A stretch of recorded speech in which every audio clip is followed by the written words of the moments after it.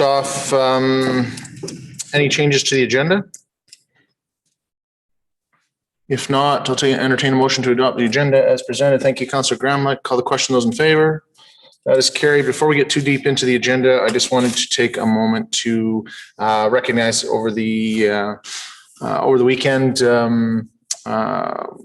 it's been a topic of discussion across Canada, and it definitely hits close to home with having residential schools in our own backyard and affected a number of our residents. And I find it affecting myself and my family. It's been a big topic of discussion in our house the last couple of days. And so Council had asked at the beginning of the meeting that we take a minute for a moment of silence at the beginning in recognition of the 215 bodies that were recently found at the residential school in BC. And so I think I'll stand for it and just take a minute of silence.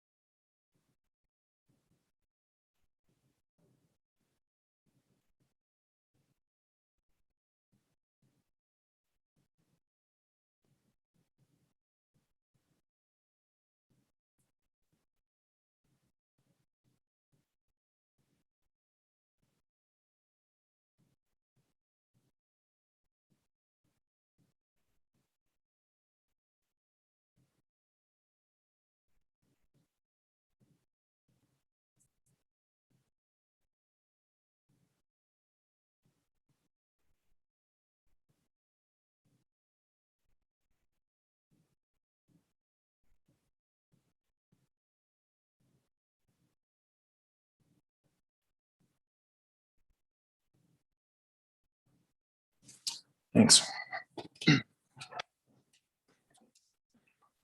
So with that, we'll jump into the rest of our agenda. So first off, on page 2 in our package, we get the minutes of our previous meeting from May 18th. Any issues with those minutes? If not, Councillor King. I'll make a motion to accept the minutes as presented. Any discussion? Call the question. Those in favor? That is carried. CEO update, Mr. Kim. Thank you, Your Worship, and the members of council. My CA update as of June 1st starts with the health and safety. All town employees are reporting healthy as of May 31st. The town issued 4 business licenses, 3 development permits, and received 4 permit applications. We posted the 2021 budget package for public consumption. Our capital investment projects are making progress, including the Gloryland Road project and Fire Hall water line upgrade. We are working on a plan to repair the major water main break near the hospital. The spray park does not have water until the initial repair is completed. We are conducting a comparable review of asphalt patching materials on Caribou Trail at 7th Street Northeast. The comparison is between asphalt patching and conventional spray patching. The council will be engaged in an open house for the downtown revitalization project for next week. And the fire department responded to a total 9 calls past week. And the peace officers have issued several property cleanup orders. Our swimming pool relaunch target is June 14th, and the park's crews hauled about 10 truckloads of garbage and debris from areas used by vagrants. Barton Park Playground remains partially open, and our insurance is currently reviewing the claim for rebuild of the equipment. Our economic development continues to work with potential investors and is investigating wireless high-speed internet options for the region. We are constantly monitoring the province's directions with regards to the COVID restrictions to see if we can open our facilities as soon as possible. And that concludes my presentation, Your Worship. Questions from council? Councillor Busk. So maybe this is more for Gary. I know that I know the answer. I just want to make sure the public knows the answer. What's the status with the VIC and what can we expect to see happen? I know we have a posting for job and stuff like that that's out there right now. If you could fill us in on that, please.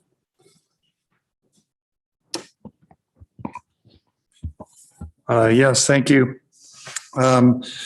So the biggest concern with reopening the VIC is just our staffing. At this point in time, we've advertised. We will be advertising again. We did not receive any qualified applicants, and we're going to continue to work through that process. We need at least 2 staff to open the VIC to provide the coverage that we've have in the past. So we're still working through that process. Okay, other questions from council?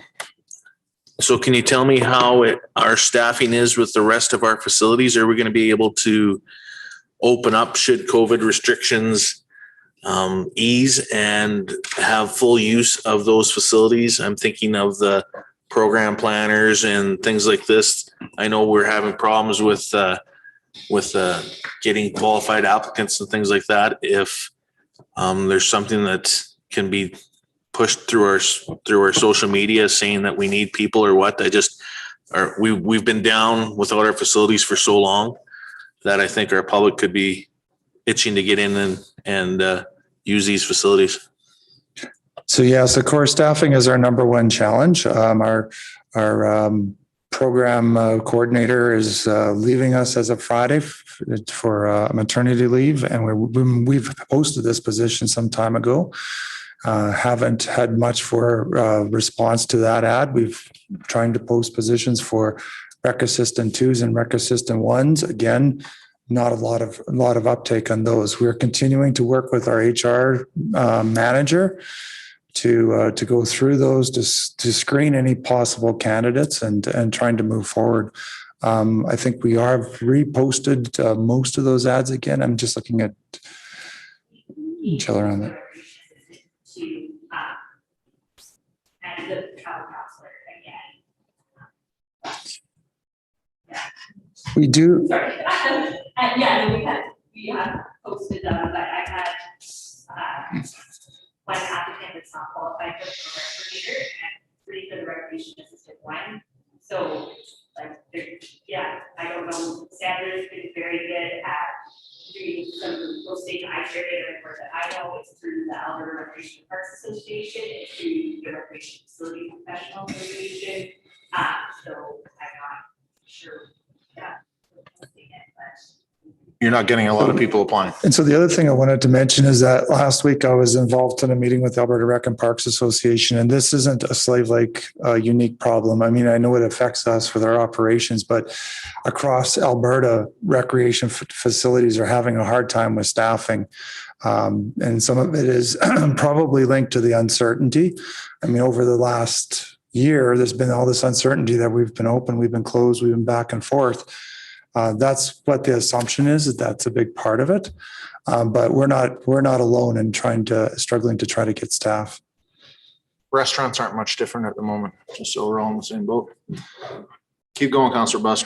And then just the last one I had for you, Gary, was when you said when you filled the pool back up, there was numerous leaks in the basin and the pool equipment. Primarily, it's the trough area. So the water in the pool spills over into the trough, and then that goes into drains and it gets recirculated back into the pool system. That's how it's designed. So it's the trough around the outside of the pool that was leaking, as well as some of the piping in the basement. We also had a significant leak in the hot tub. We think we've found a solution to that. The repairs are mostly done.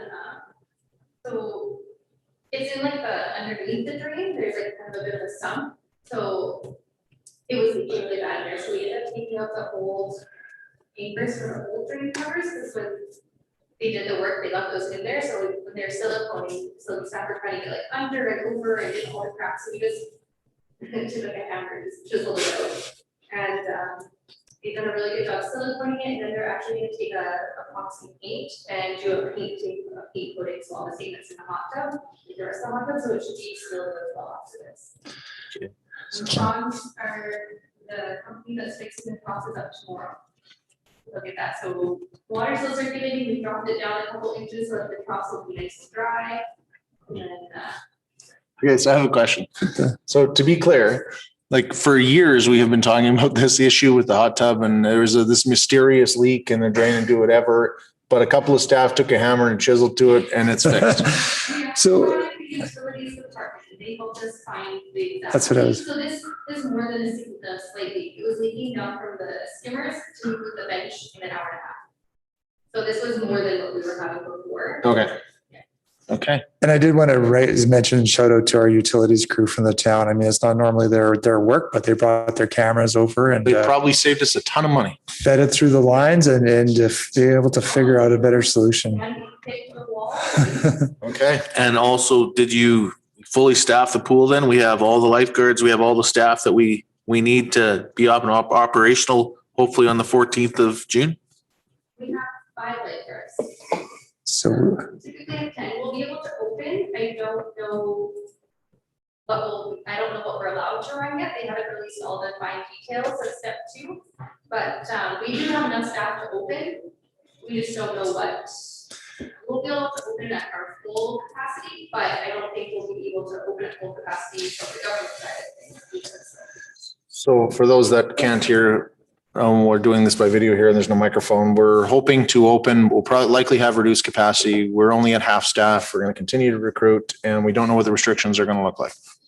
We'll be That's running basically- courses as soon as we're able, like, we Yep. can run courses as soon as as soon as we're open, basically. Okay. So as soon as we're open, we're gonna be running some courses to get people trained up. Okay. And as soon as we're open, we're going to run some courses. Okay. Counselor Gromlich. Gary, if the MRC might not have enough staff or we don't know the restrictions, were we still going to move some of those activities outdoors? Are we still looking into that or is that started with racket sports and stuff like that? we're certainly looking at that. And we will be able, the MRC until the end of the summer, will be able to open.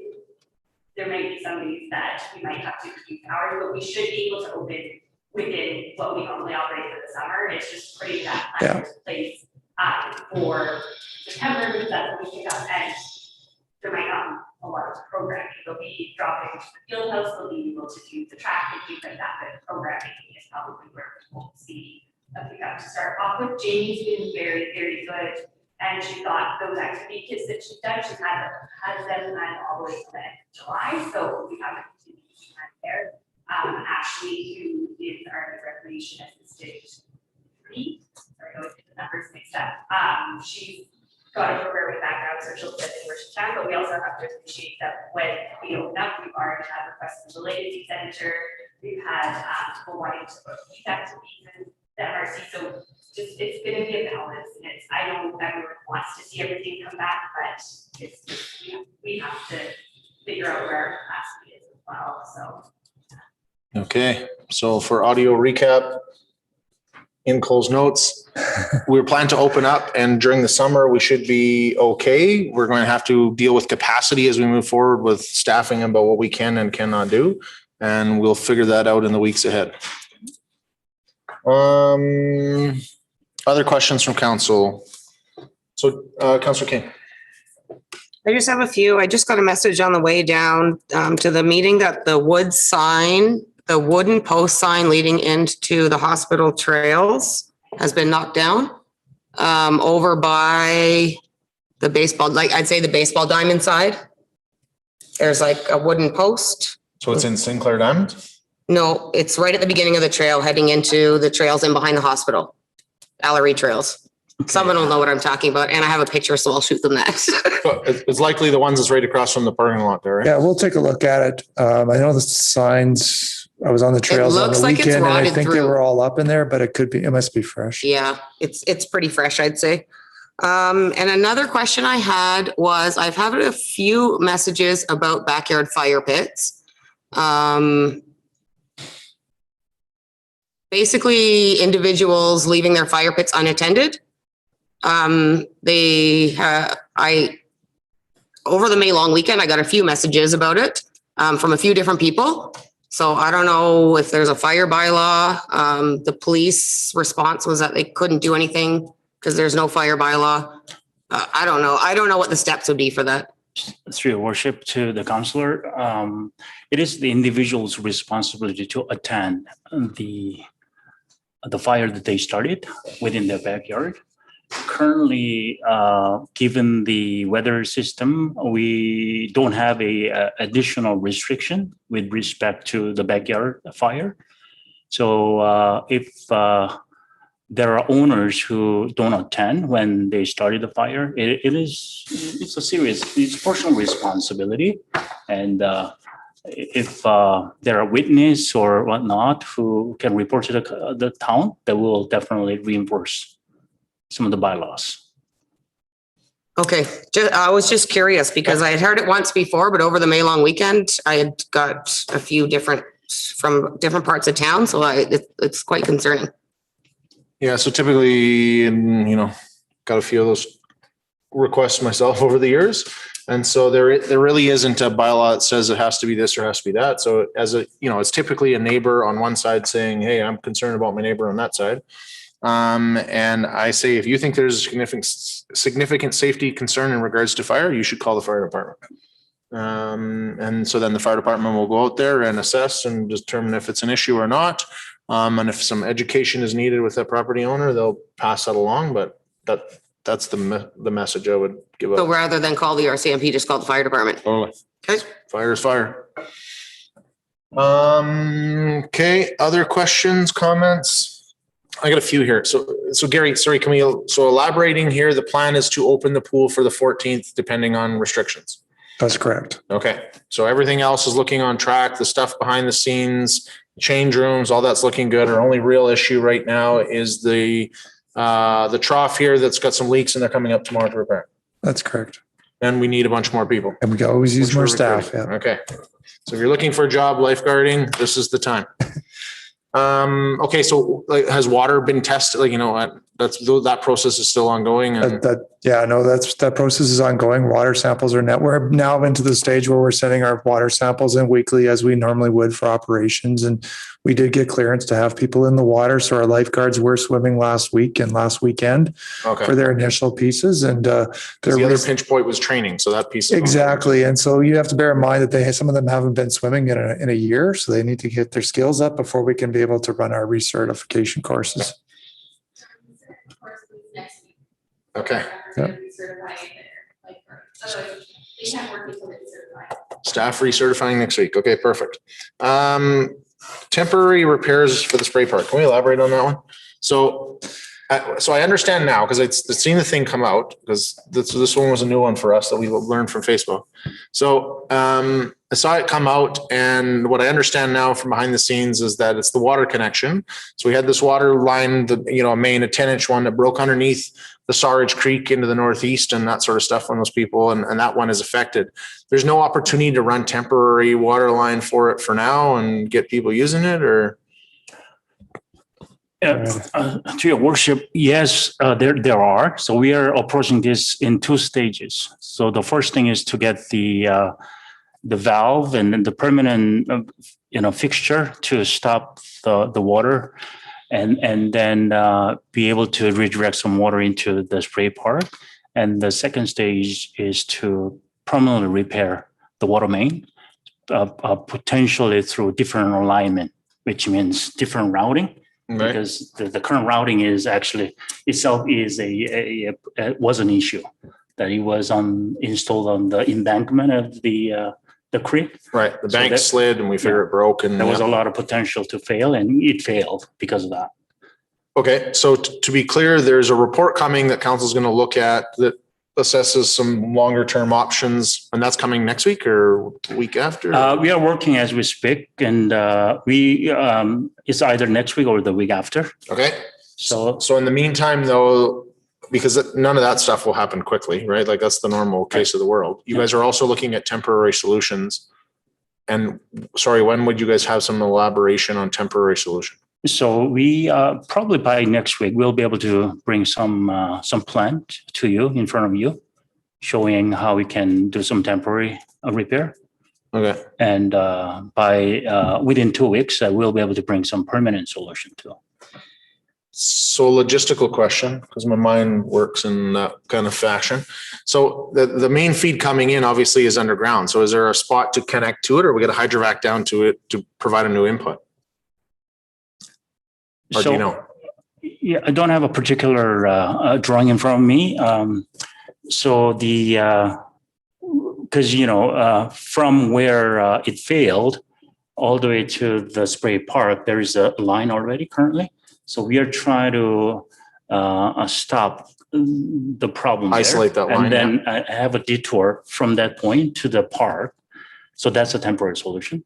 Right. And then again, we'll come up with the permanent engineering solution. Okay, so we'll discuss some of that next week. Okay. And after our post on the Zamboni today that got a lot of public engagement, I had a number of questions about what are we doing with the old one. And so I had 3 different groups reach out, and actually most of them are in the MD. So I'm curious to know is there a process, or I kind of just basically told them, Gary, send an email to you and whatever, if that's something that they're interested in, but kind of want to give you a heads up.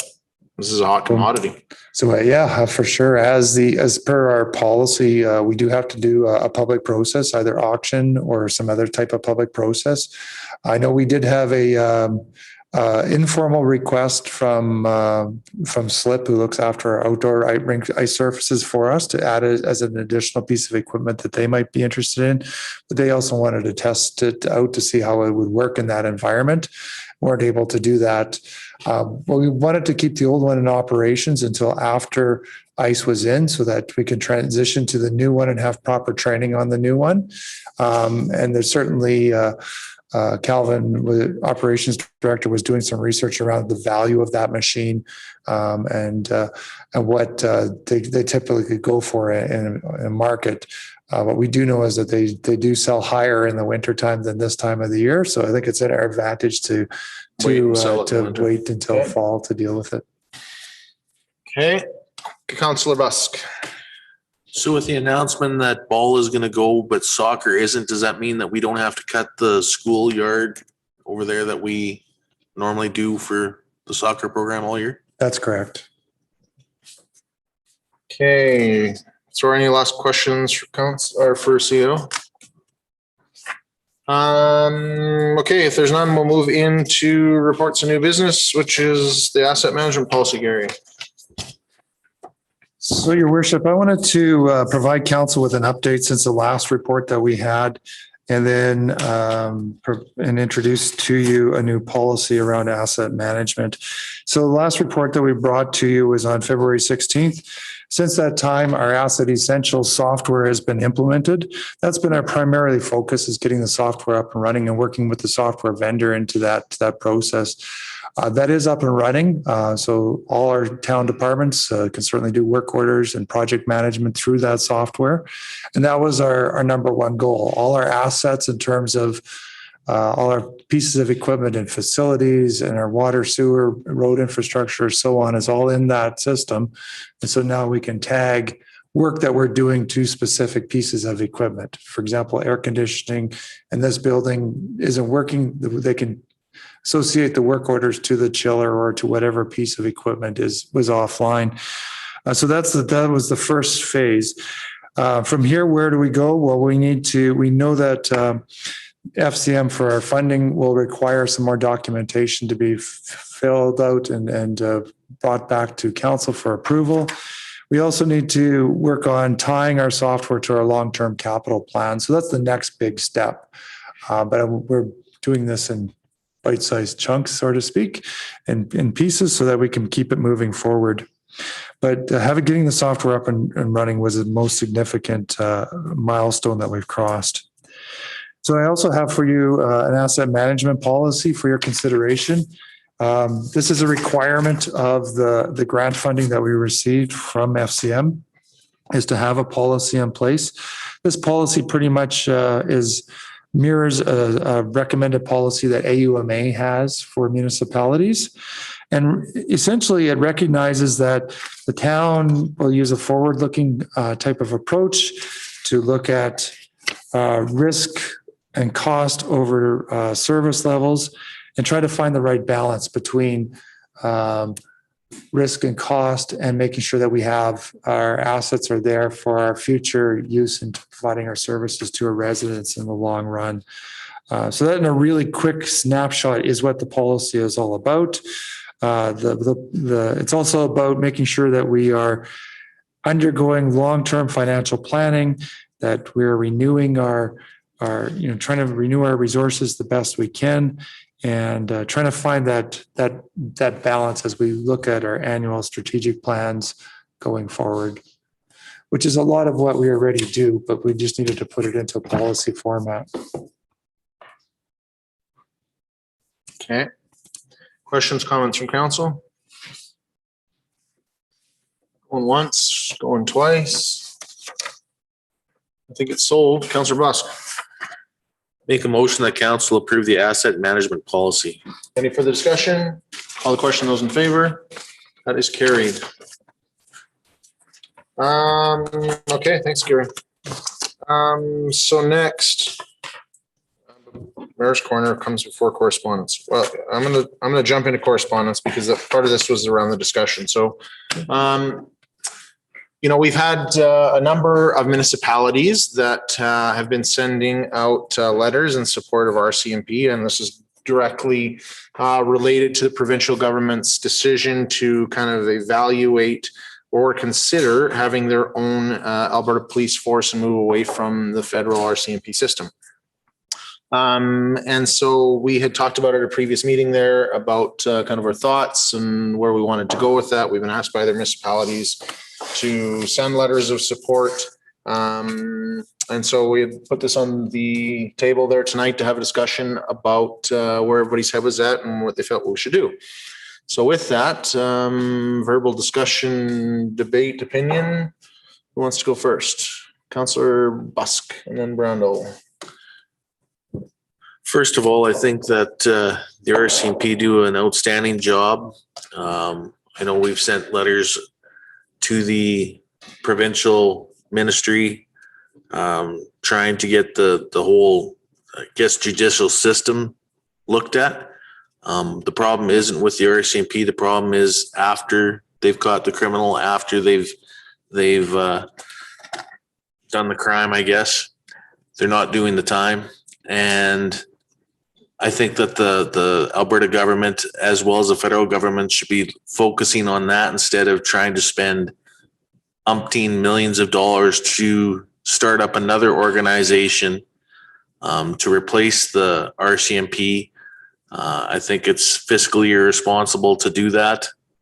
And I'm fully behind the RCMP. And I think that this council should send a letter of support to Minister Maydew and the Alberta government and ask them to quash any idea of doing something that, from the sounds of it, isn't being accepted very readily throughout the province.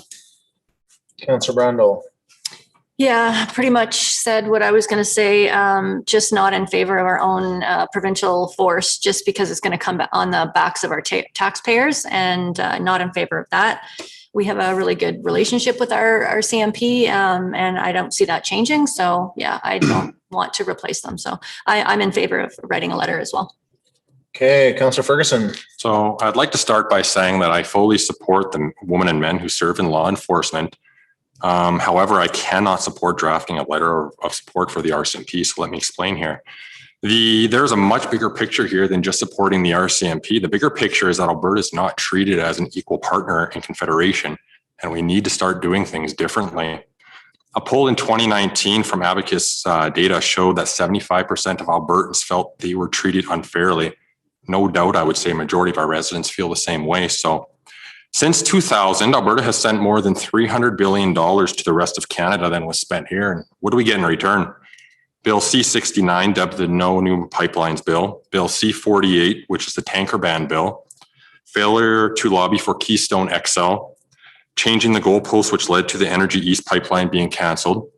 Cancellation of the Northern Gateway pipeline, amongst many other things. And I could go on and on. So every year there is a news report that comes out that details how much equalization dollars we send in. But when it comes to doing things differently to demand change, we get cold feet. Withdraw from CPP and administer it provincially, people get up in arms. Consider lobbying to collect our own taxes. Again, people say no way. Referendum on equalization, the pundits say it's useless. Replace the RCMP with a provincial police force. municipalities fight it.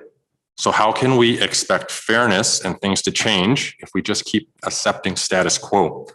We talk about the cost of an Albertan police force, which no doubt is substantial. However, if we can extract meaningful change to Confederation that addresses the substantial inequality in the way we are treated, we will gain far more than we'll ever pay. We talk about level of service. Yes, we do receive a decent level of service from the RCMP, but a change does not mean that it'll necessarily be a lesser service. On the contrary, it would likely be better due to it being administered at a provincial level. Quebec, Ontario, Newfoundland and Labrador, and nearly every major city in Canada are covered by police forces other than the RCMP, well more than half of all Canadians. Even in Alberta, more than half of Albertans are covered by forces that aren't the RCMP. If it works for them, it can work for us. So in closing, I would ask my fellow councillors to consider whether they think Alberta is truly being treated fairly in Confederation, because replacing the RCMP is not about the RCMP. It's one piece of a puzzle to exert our autonomy from Ottawa and finally demand fairness for Albertans, including our residents. Okay. Councillor Busk and then Councillor King.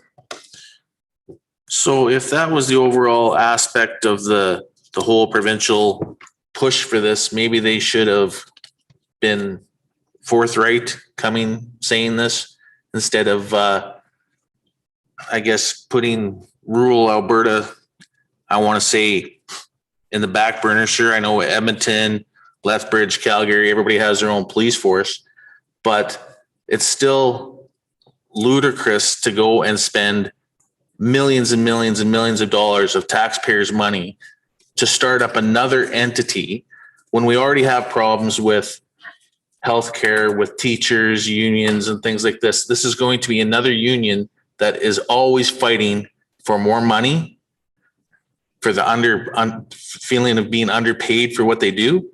I understand the whole aspect of Alberta feeling like we're not being treated fairly. And I just think that if, unless you're talking about separation from Canada, we're never going to be looked at in any other term of self-righteousness to say that we're going to be able to move ahead, because we're always going to have that money going east and nothing coming west until all of a sudden the taps get shut off and, oh my goodness, maybe we do need a pipeline, right? Until they need something from us, we're just second thought. So I'm not in favor of an Alberta police force, or yes, an Alberta police. Okay, Councillor King. I agree with Councillor Busk. I think it's completely fiscally irresponsible to I would say dump all that money into another police force. I don't have much faith in the provincial government at the moment, and this is definitely not an entity I would like to see them mess up. It's probably the only thing that they haven't touched at this point.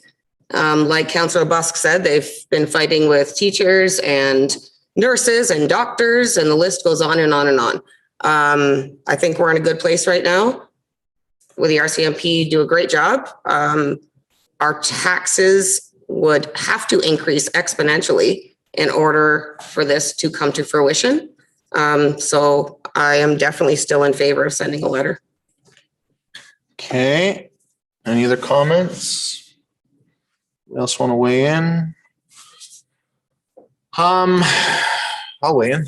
So I will say that I get that Alberta's biggest issue is Eastern Canada, and it has been for a while. Whether you're buying lotto tickets or you're voting in the government, there's a big monster over there that we can't seem to penetrate. And when we do, we feel like, it's one of those isolated rare wins. I think the system has to change. I think it has to do different. I think, if there's anything we've learned over the last 2 years, and especially over the last 12 months, and, whether it's governments provincially, whether it's governments federally, whether it's governments across the border, we spend a lot of time fighting ourselves. And we're wasting a lot of energy doing that. And I think at some point we have to change that conversation. We got to change the mentality, because all we're doing is putting up more walls. And I don't know if that sends a message. Like it or not, we're in a marriage with the rest of the provinces in Canada. And I can tell you in my marriage, it never works good to slam the door in somebody's face. So I can tell you, I don't think that that's the strategy. That being said, in government, I understand too, using the benefit of leverage. And I think that that's what they're trying to achieve. However, I think there's easier and better ways to do it. And I don't think the RCMP should be a target. When I think of all the priorities the Alberta government needs to focus on right now, about getting people back to work, about getting, another big issue that businesses are going to have as we move forward, and we've already seen it south of the border in the US, is, people aren't lining up to go back to work. And so now that the economy is ready to reopen, all of a sudden these businesses are struggling because they can't meet the demand and things are going on there. I think about businesses that still need support to survive. I think about families and the mental health stuff that we're going to have to go through. I think about the programming that we're going to need. And I think of the holes in our highway still, and that doesn't even scratch the surface of, like, I gotta be honest, guys, I'm not trying to be political here or whatever else, but it still blows my mind on some of the stuff with his residential schools and the impact that that's going to have and so on and so forth. So I just think with all the things that are going on, like, this is not our number one priority. And if they want to focus on safety and policing and whatever else, do something with the courts. Like, that's where I want you to spend money and time and energy. And if you're looking for leverage, I'll be the first one there saying, okay, let's figure it out. Let's understand what the strategy is there. But I will say that it is tough to think that this is the number one priority and the number one thing that should spend time and effort and money on. So I totally support saying, hey, I don't have an issue with my RCMP provincially, and focus your efforts somewhere else. And in the letter, I would guide them towards the stuff that we've been championing here all along, that go focus your time and energy and money on the justice system. That's what's going through my head. Councillor Busk. I agree that millions of dollars would sure look good on our roads right about now, when you can't drive anywhere without just about feeling like you're wrecking your suspension on your vehicle. So I agree, change the focus to putting people back to work. Another thing is, where are these new provincial police officers going to come from? They're hoping to steal them from the RCMP. There's no academy that I'm aware of right now that's just set up for RCMP officers. I know there's lots of colleges that have programs and stuff like that, but there's a whole bunch of obstacles and roadblocks. This wasn't going to be a quick process anyway. So hopefully they can change their focus. The other big issue too is that we're not even united in this as Albertans, because as we pointed to earlier, all the big urban places where we have the most population don't even use the system now anyway. So we're only sending a message for the outliers who, we already spend like $1.6 million on policing in this community. I don't even know how I could stomach paying more. And every year we have to, because costs go up. I get that, but I just because we're going to be the ones that have to figure it out. And if we're not, and the provincial government's going to figure it out for us, we're just going to lose somewhere else. Case in point, our MSI funding that's being cut, and municipalities rely on this to be sustainable. So I think there's a change coming to the system. This isn't where energy and money should be spent.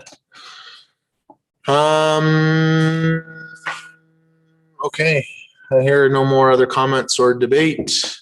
And so I'll make a motion that we send a letter to Minister Madhu, urging him to focus his efforts and the efforts of the provincial government on changes to the justice system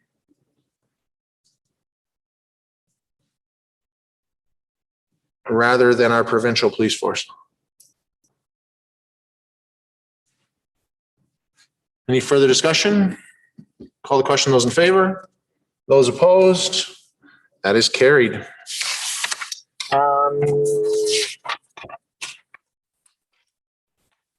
Mayor's Corner. What do we got going on? I'll just say, I'll put some information out there, and I'm not trying to make this a night in a soapbox, but I got to tell you, it's just, stuff with the residential school blows my mind. And so I encourage people tomorrow. I think one of the things is that it was something that it's always kind of talked about and it was kind of always out there and you hear about it and, especially when it hasn't affected your life, you kind of take it with a grain of salt and it moves out to the back and you forget about it and you kind of move on. But when they find 215 children, you know what I mean? Like that really opens a person's eyes. As a parent myself, what would they do? Well, what would I do if they came and tried to take my children? Or what would we do as a community if we found 10 children in a grave in our community, let alone 215? And so, part of it too is like, okay, well, what do you do with that information? And so I think, I've been talking to a few Indigenous leaders and some Indigenous members in our community, and definitely the overarching feeling is we want more investigation. How'd this happen? We need to look in our own backyard and just not in BC's backyard. And if there's accountability that can be held, it's done. And so where do we fit in with that as a municipality? Because this seems like one of those big, huge issues that's way bigger than us. But I will say that one of the things I always struggle with on council is how do I make a truly lasting impression and difference and things that happen and things that change and so on and so forth. And maybe there's an opportunity for us to even just stand with our neighbors and let them know that they're not in this by themselves.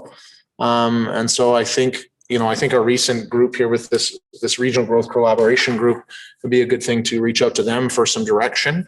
But having those conversations with our MPs and we have a meeting trying to get set up with our MP to pass on some of that information. But things are all kind of floating around my head. What's obvious too is that the discussions at my restaurant today, the discussions with friends over the weekend, discussions on social media, it's affected a lot of people in a lot of different ways. And so all I would do is encourage those that don't know where to start with tomorrow. There's a memorial walk and commemoration that starts at 6:00 at the Legacy Center, 5:30. I know the Friendship Center is doing a smudge and an opening prayer. It doesn't have to be anything. You come down to the town office. There's no speeches. You don't have to stay long. But I think the more people that get out, it shows the community, and because we have a community, because we are a community that we're in it together and that we stand together. So I'll be there and encourage others to do so. And I hope that people take the time to come and do it. And that's all I got. Councillor Busk. So Alberta Rural Health Week was May 24th to 28th. And I'd be remiss in not saying how much we truly appreciate our health services that we have in our community. We're very lucky as a community to have the dedicated doctors, the nurses, all the support staff, the ambulance drivers, everybody that make our system as good as it is. Everybody's always got a comment about the negativity and stuff, but we're pretty fortunate to live in a place where everybody works tirelessly to give us quality health care. I was hoping that we could have done something like what they do with the fire department every year, where they've got those pictures that come out in the paper that show all the different firefighters and stuff like this, right?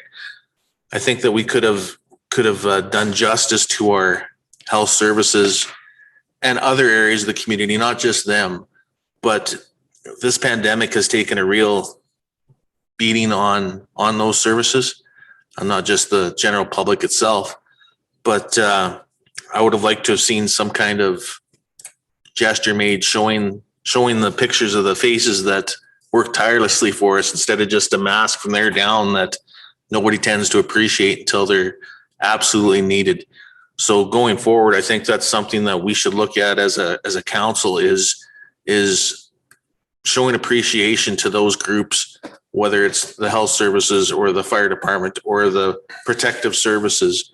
I know we've got a ton of businesses here that have done yeoman work, keeping their businesses alive so that we actually have something to come back and enjoy once we're allowed to reopen and do that. But like I say, I think our community needs a big hug, and that might be one way to show some level of gratification to say thank you. And maybe we can banter that around. It doesn't have to be tonight, but just like I say, there's lots of areas in the community and I would hate to forget somebody, and that's always a possibility with something so large as this, but I think there's we have a great community, and we're all here because we love our community, and the people that work and protect us and stuff like that. Our town staff did the same thing through all of this. There's lots of people that need to be thanked. Thank you. Yeah, I'll just jump in and say that totally agree. I can't imagine how tough it's been to have been a health professional over the last 12 to 18 months on the roller coaster ride that is not yet over. And I think it's great as an opportunity to recognize some of that group. I guess there's multitudes of ways to do that. But why don't we put it on the agenda for next week to have a little bit more of an in-depth discussion about it? So it gives everybody a time to kind of mull it over in their head and come up with some ideas. I like the idea of some kind of community recognition. I know we did a bunch of that stuff after the fire too. The fear is always, do you miss someone? But I will say from experience that it's almost worse not to do anything. So let's discuss it next week. So if you can put it on as a verbal discussion for our agenda for next week. Joanna's nodding, so that'll get done. Anything else? If not, motion to adjourn. Thanks, Councillor Ferguson. Any discussion? Call the question. Those in favor? That is carried. Thanks, guys.